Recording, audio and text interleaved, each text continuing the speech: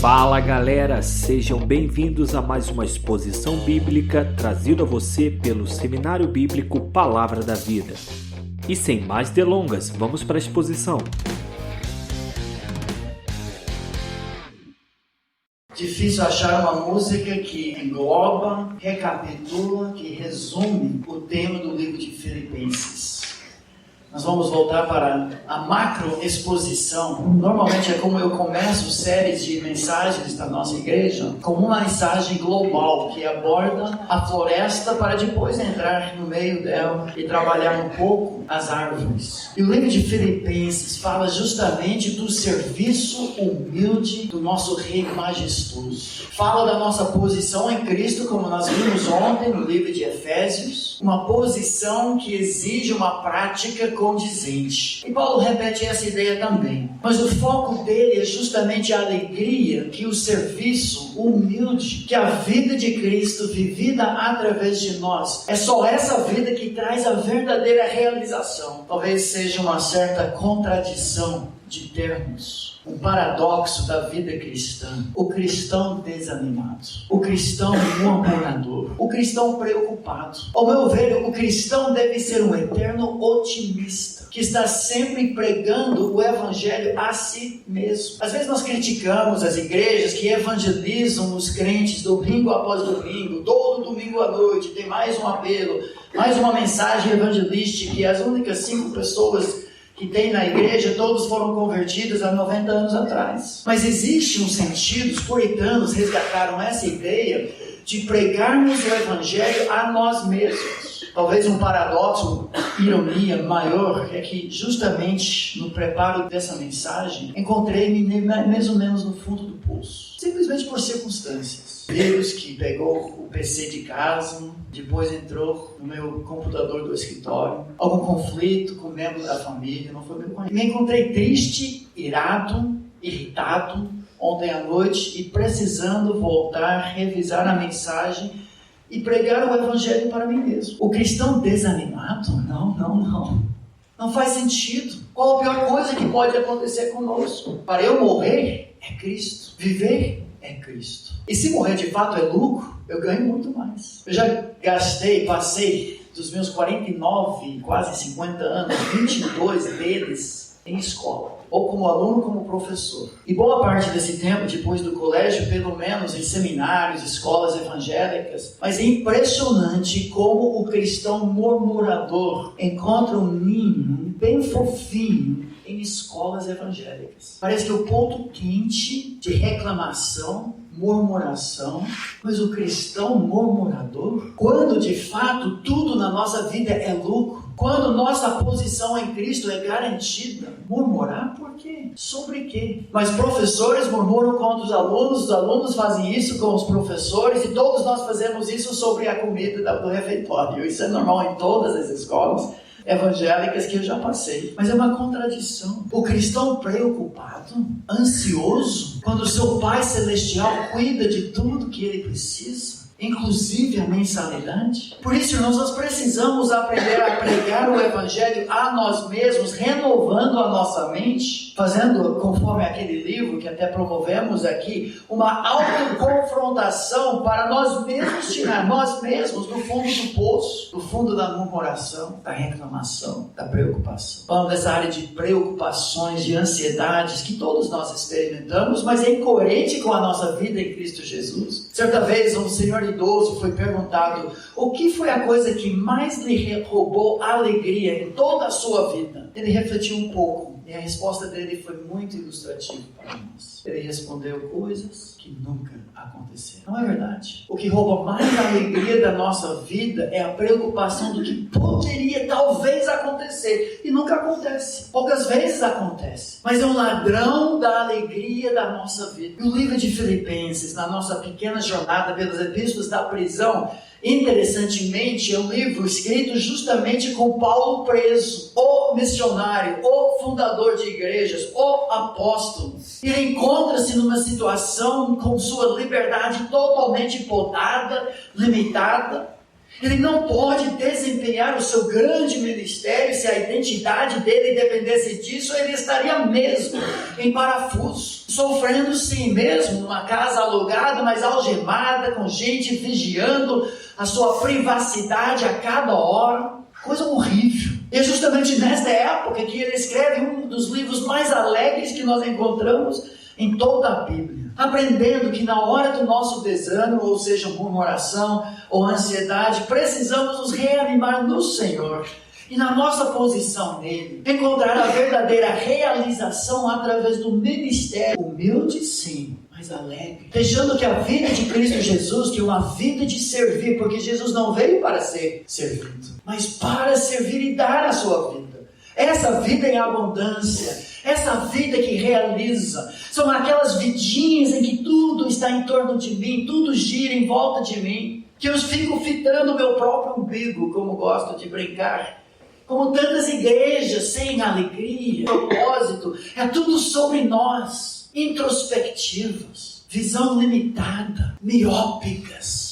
Que vidinha! Mas a vida do cristão é uma vida com olhos elevados para ver os campos a branquejar, que tem razão de acordar na segunda-feira, cujos estudos no seminário bíblico Palavra da Vida têm significado eterno, porque vai transformar a vida de gente. Nesse livro nós encontramos esse tema de alegria no serviço humilde do Senhor. A palavra alegria aparece, ou uma forma dela, 18 vezes em 104 versículos. Mas essa alegria em Filipenses não é a alegria que nós encontramos às vezes hoje. Aquela oba-oba, é uma alegria realista diante do sofrimento. Olha alguns textos que revelam esse fato. Paulo é realista. Ele não nega o fato de que na vida cristã vamos sofrer, mas a alegria, como Jesus falou no Sermão do Monte, na própria perseguição. A alegria em ser gastado, uma libação, Paulo se descreve assim, que aparentemente é um desperdício total.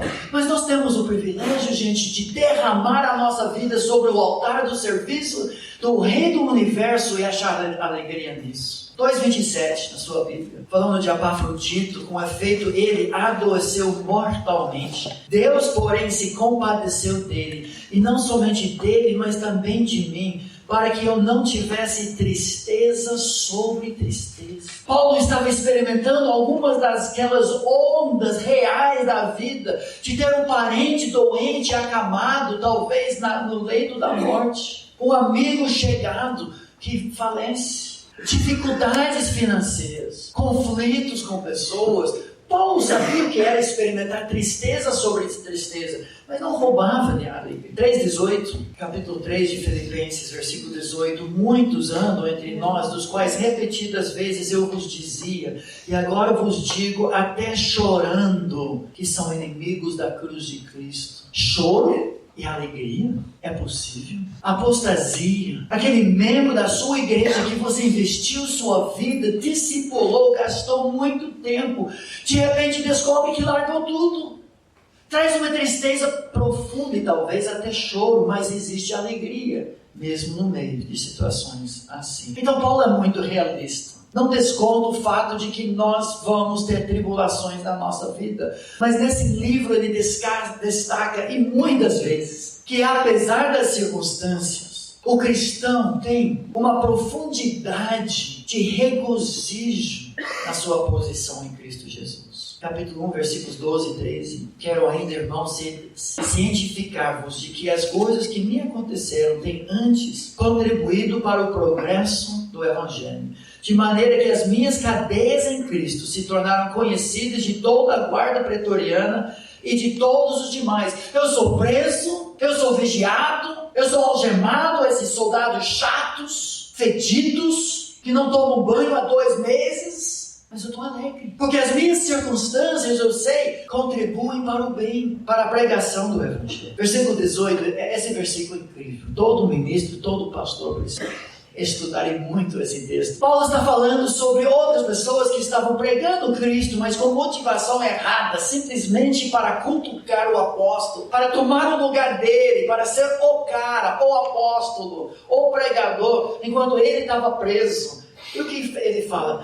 Não importa. E daí? Uma vez que Cristo, de qualquer modo, está sendo pregado, quer por pretexto, quer por verdade, também com isto me regozijo sim, e sempre me regozijarei. Não importa que a igreja da esquina, que tem uma outra doutrina, que batiza de uma outra forma, esteja crescendo em muito, e a minha igreja fique anivelado, parado no tempo, eu vou me regozijar, porque Cristo está sendo pregado. Que coisa incrível, apesar das circunstâncias, alegria nisso. Não era sobre ele, seu salário, seus benefícios, sua igreja, seu ministério, seu sucesso, seus números, era Cristo. São alguns dos textos que falam sobre essa alegria. Capítulo 1, versículo 4. Orando por eles, ele diz, fazendo sempre com alegria súplicas por todos. Já vimos 1,18, olha para capítulo 1, versículo 25. Sabendo que ele ficaria ainda na terra por mais um pouco de tempo, e convencido disto, estou certo de que ficarei, e permanecerei com todos vós para o vosso progresso e gozo da fé. Gozo que vem da fé. Alunos de grego, talvez um genitivo de origem, de fonte. Capítulo 2, versículo 2. Entre essas 18 vezes que ele trabalha o tema de alegria no serviço humilde, completai a minha alegria, Filipenses, de modo que penseis a mesma coisa, tenhais o mesmo amor, sejais unidos de alma, tendo o mesmo sentimento. 2, 17 e 18. Entretanto, mesmo que seja eu oferecido por libação, oferta líquida sobre o sacrifício e serviço da vossa fé, alegro-me, e com todos vós me congratulo. Assim vós também, pela mesma razão, alegrai-vos, congratulai-vos comigo. 3:1. Quando ao mais, irmãos meus, alegrai-vos no Senhor. A mim não me desgosta, e é segurança para vós outros que eu escreva as mesmas coisas. Sim, Paulo, 18 vezes, alegrai-vos, culminando talvez em 4:4, texto tão conhecido. Alegrai-vos sempre no Senhor. Outra vez digo, alegrai-vos.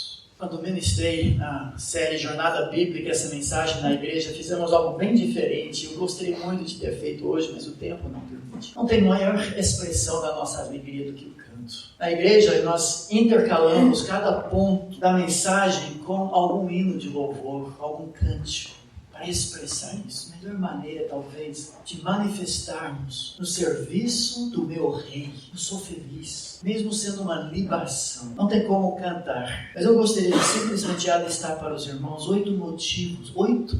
Ouviram? Mas nós vamos terminar no tempo. 8 motivos de alegria. E para você que entrou na capela hoje, talvez no fundo do poço, em parafuso, preocupado, murmurando, triste, quem sabe que pregando o Evangelho a nós mesmos podemos de fato nos confrontar, renovar a mente e renovar a nossa alegria. O primeiro ano está anotando isso, seria até legal para alguns veteranos fazerem isso também. Mas olha capítulo 1, o primeiro motivo de alegria que nós encontramos aqui é pela parceria de outros no seu ministério. Paulo não se continha pelo fato de que outras pessoas contribuíam, participavam, abraçavam o ministério dele, na vida dele. E ele louva a Deus por isso, ele não se contém, porque ele tem parceiros no ministério. Solidão mata, gente. Mas ficarmos junto com outros no mesmo barco traz alegria. Capítulo 1, versículo 3. Dou graças ao meu Deus por tudo que recordo de vós, fazendo sempre com alegria súplicas por todos vós em todas as minhas orações, versículo 5, pela vossa cooperação no Evangelho, desde o primeiro dia até agora. Vocês estão comigo? No final do livro ele fala, foi a única igreja que mandava oferta para ele. No início, o único missionário no mundo inteiro, com somente uma igreja mantenedora, mas uma igreja comprometida, era suficiente para ele. Você tem isso? Você tem parceiros no seu ministério, na sua vida? Gente que te sustenta aqui, seja mamãe, seja papai, seja uma igreja, seja um monte de pessoas, algumas delas talvez desconhecidas, no anonimato, que fielmente contribuem, talvez gostaria até que fosse mais fiel, mas estão depositando para você passar essa vida boa aqui, em aspas, debruçando-se sobre a palavra de Deus 24/7. São seus parceiros. Durante muitos anos, faz quase mais ou menos 23 anos, eu e minha esposa criamos um clube das vovós. Antes de vir aqui para o Brasil, nós recrutamos mais de 100 avós como parceiras do nosso ministério de oração. Ainda temos, mas naquela época, mensalmente, periodicamente, mandávamos notícias só para as avós. As únicas pessoas que sabiam de algumas necessidades foram as nossas parceiras. Nós não estávamos sozinhos. De 2 em 2 semanas eu mando uma carta circular por internet para mais ou menos 350 pessoas e famílias que oram pelo nosso ministério, para que Deus trabalhe através de nós e em nós. Que alegria! Tem um batalhão, um exército atrás de cada um de nós.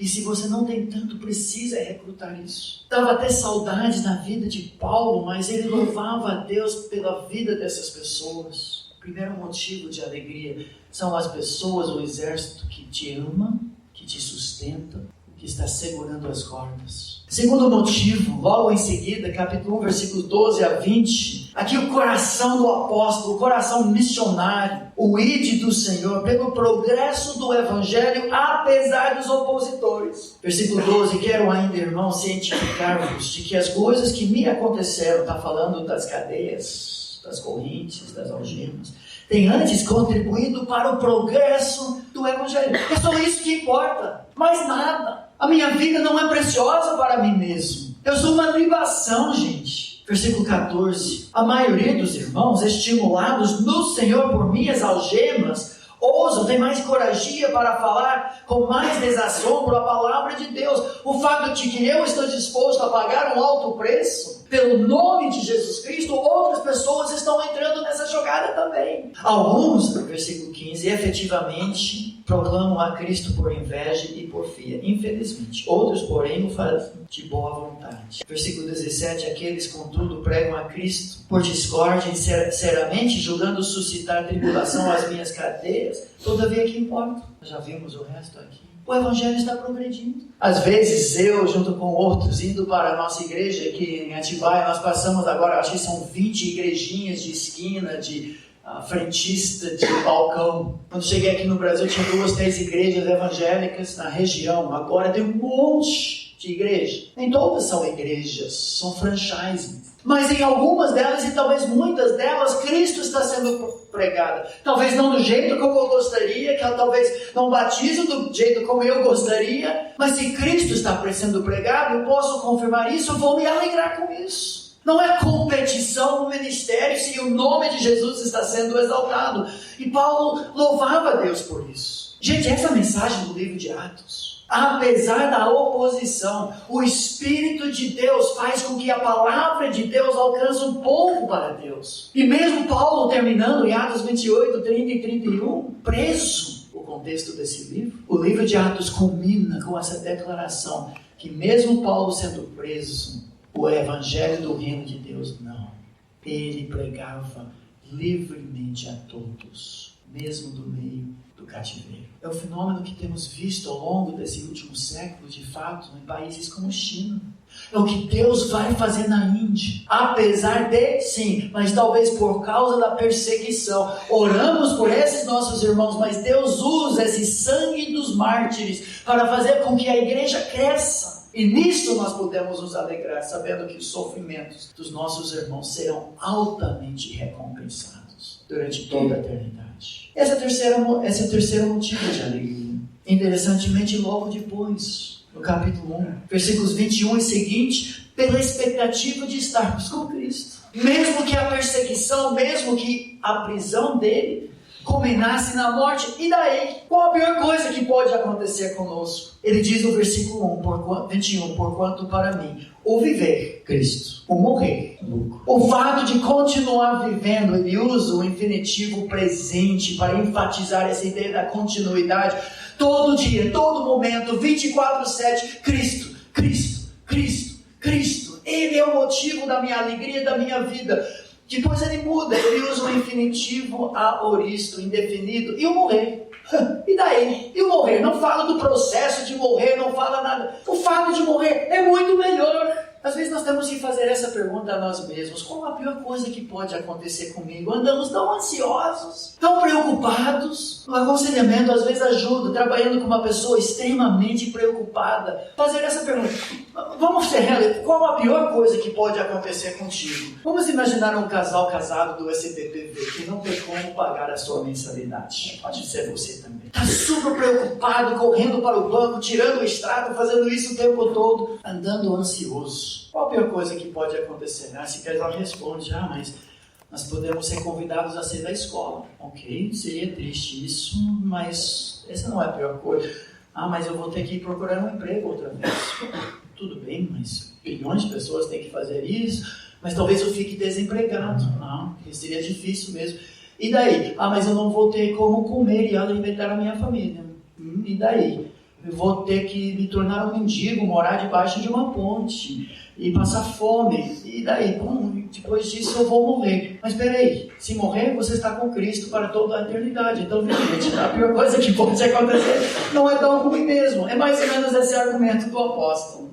Qual é a pior coisa que pode de fato acontecer? Você pode morrer por Cristo. E depois disso é lucro, eternidade. E ele se regozijava com isso. Não andeis ansiosos de coisa alguma. Lance tudo isso sobre o Senhor. E a paz, que excede todo entendimento, há de guardar o vosso coração, a vossa mente. Capítulo 2 é o centro teológico do livro de Filipenses.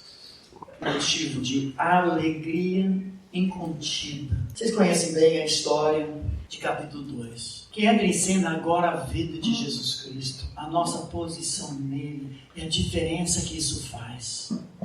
Alegria pela vida de Cristo que hoje está sendo vivida no corpo de Cristo. A vida de corpo, a união preciosa dos irmãos. Salmo 133, 1 descreve isso. A oração de Jesus, que sejamos unidos de corpo e alma na igreja, para que o mundo conheça Jesus. Se há, pois, alguma consolação, exortação em Cristo, alguma consolação de amor, alguma comunhão do Espírito, usa uma forma grega aqui que significa se há, e há de fato, existe exatamente essa consolação, entranhos, efetos e misericórdias, completai a minha alegria. Qual a sua alegria, Paulo? De modo que penseis a mesma coisa, tenhais o mesmo amor, sejais unidos de alma, tendo o mesmo sentimento.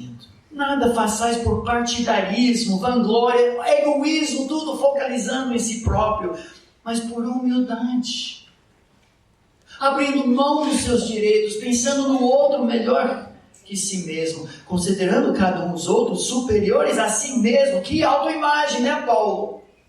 Não tenha cada um em vista o que é propriamente seu, senão também cada qual o que é dos outros.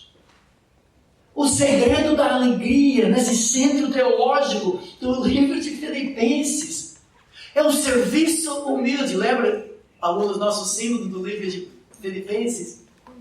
O serviço, não com um sorriso amarelo, não, mas a alegria verdadeira de poder servir a vida de Cristo, lavando os pés dos santos, sabendo de onde eu vim, quem eu sou, para onde eu vou. Eu sou livre para pegar aquela toalha e tirar o fungo do meio dos seus dedos. Eu posso fazer isso. Eu posso me curvar no banheiro da minha igreja e pegar um papel higiênico que tanto jogaram no chão e colocar, desculpe, no lixo. Quem sou eu? Eu sou o servo de Cristo. Que direito eu tenho? O direito e o privilégio de servir. E quando ele fala de Cristo Jesus que se esvaziou daquele usufruto dos poderes divinos, nunca largou seus atributos de Deus, mas não lançou mão deles para exercer a sua autoridade enquanto aqui na terra. Versículo 7, a si mesmo se esvaziou, assumindo a forma de servo, tornando-se em semelhança de homens e reconhecido em figura humana, a si mesmo se humilhou. Essa é a vida cristã. O segredo da alegria, da realização, Nesse capítulo ele trabalha 4 exemplos. Na apostila de sinopse síntese nós temos só 3, mas de fato, depois de Cristo, o próprio apóstolo Paulo é a ilustração disso. Uma vida derramada, diz versículo 17, oferecido por libação. A oferta líquida, a libação foi totalmente desperdiçada. Não era como as ofertas de paz, ofertas pacíficas, em que o ofertante também participava junto com os sacerdotes, com Deus, celebrando comunhão. Não, foi desperdício total, como perfume derramado sobre os pés de Jesus. Mas é um privilégio. E Paulo fazia isso. Ele fala do Timóteo, seu filho na fé, que também teve esse mesmo sentimento em sua vida. Versículo 19. Espero, porém, no Senhor Jesus mandar-vos Timóteo o mais breve possível, a fim de que eu me sinta animado também, tendo conhecimento da vossa situação. Porque ninguém tem igual sentimento. Lembra versículos 1 a 4? Que sinceramente cuide dos vossos interesses. Pois todos eles buscam o que é seu próprio, não é o que é de Cristo Jesus. Timóteo era uma encarnação do princípio cristão de serviço alegre aos outros. Epafrodito, ele fala no final do capítulo, foi a mesma coisa. Irmãos, gravem isso. A chave para uma vida realizada e alegre é o serviço humilde dos outros, em nome de Cristo. Desanimados? Sim. Quando é tudo sobre você. Seus direitos, seus privilégios, seu conforto. Reclamamos por quê? Porque nós achamos que merecemos mais, porque somos soberbos e orgulhosos. O que é isso que está acontecendo comigo? Eu mereço. Mas não é isso que Jesus fala. Humildade, de fato, irmãos, é o antídoto do veneno da murmuração, da reclamação, do jugo de escravidão chamado comparação, que eu fico olhando para os outros, porque eles têm mais, ou às vezes porque eu sou mais que eles. O desânimo e a preocupação. Pense comigo por um instante. Se tudo na vida cristã é lucro mesmo, por que reclamar? Se por mim mesmo eu não sou nada, por que desanimar? Ficar decepcionado consigo mesmo, diz um grande autor, significa ter acreditado em si mesmo. Esse parafuso de expectativas de nós mesmos que nos leva para o fundo do poço, revela de fato um coração orgulhoso. Se eu não tenho direitos, por que reclamar? Se o meu alvo é considerar os outros superiores a mim mesmo, por que eu faço comparação? E entro em desânimo por causa disso. Eu quero que o outro seja elevado. Se o meu destino é o céu, por que me preocupar aqui na terra? Está tudo garantido. Em quinto lugar, pelo conhecimento de Cristo. A verdadeira alegria de Paulo não foi o desempenho, não foram as regrinhas que ele conseguia acompanhar. Era Cristo. O conhecimento de Cristo. O legalismo nos rouba a alegria, porque é um padrão de performance que ninguém é capaz de manter. E pior ainda é quando você consegue. Se torna orgulhoso, por isso adverte contra os cães. Quanto mais, irmãos meus, alegrai-vos no Senhor, a mim não me desgostam. É a segurança para vós outros que eu escrevo as mesmas coisas. Acautelai-vos dos cães, acautelai-vos dos maus obreiros, acautelai-vos da falsa circuncisão. Está falando daqueles que exaltavam padrões externos como seu padrão de alegria. Ele fala, eu tinha tudo isso e não prestava, era nada, era sujeira era cocô na minha vida. Desculpa, mas é o que ele fala. Era sujeira mesmo. Mas o que eu quero mesmo é prosseguir para o alvo. Conquistar, versículo 12, aquilo para o que também foi conquistado. esquecendo-me das coisas que para trás fico, avançando para as que diante de mim estão. Prossigo para o alvo, para o prêmio da soberana vocação de Deus em Cristo Jesus. Eu quero conhecer Jesus. Quero que a vida humilde dele seja vivida através de mim. Já é motivo bastante para sairmos do fundo do poço, pregarmos o Evangelho a nós mesmos, mas tem uma sexta razão: pela nossa cidadania celestial. Capítulo 3, versículo 20. Ele diz: pois a nossa pátria está nos céus, de onde também aguardamos o Salvador, o Senhor Jesus Cristo, o qual transformará o nosso corpo de humilhação para ser igual ao corpo da sua glória, segundo a eficácia do poder que ele tem de até subordinar a si todas as coisas. Somos cidadãos de uma outra pátria. Nós não seremos mais estrangeiros, esquisitos, indo contra a maré desse mundo, lutando, se desgastando, sendo derramados como libação, perseguidos, questionados, indagados, encostados, considerados irrelevantes, quadrados, obsoletos, nunca mais. Estranhos, diferentes, mas cidadãos da pátria celestial. Precisamos lembrar disso. Meu amigo Bruce McDonald, que esteve aqui acho que 2 anos atrás, ministrou aqui com muita eficácia aqui na capela, no livro dele, Como Será o Céu, ele nos lembra o lugar onde Deus está e sempre estará conosco. Emmanuel. O lugar onde não pecaremos mais, nunca mais. Onde a fé se tornará vista. O lugar onde teremos novos corpos. E as dores, e as pernas quebradas, e braços Daniel Preto, e tantas outras dificuldades que nós experimentamos. Nunca mais. O lugar de alegria indescritível, de consolação final de todo o labor, de todo o esforço. O lugar onde reencontraremos nossos antepassados em Cristo. De relacionamentos profundos e verdadeiros, sinceros, sem hipocrisia. De beleza incompreensível. De encontro com pessoas desconhecidas, mas por quem nós oramos por tanto tempo.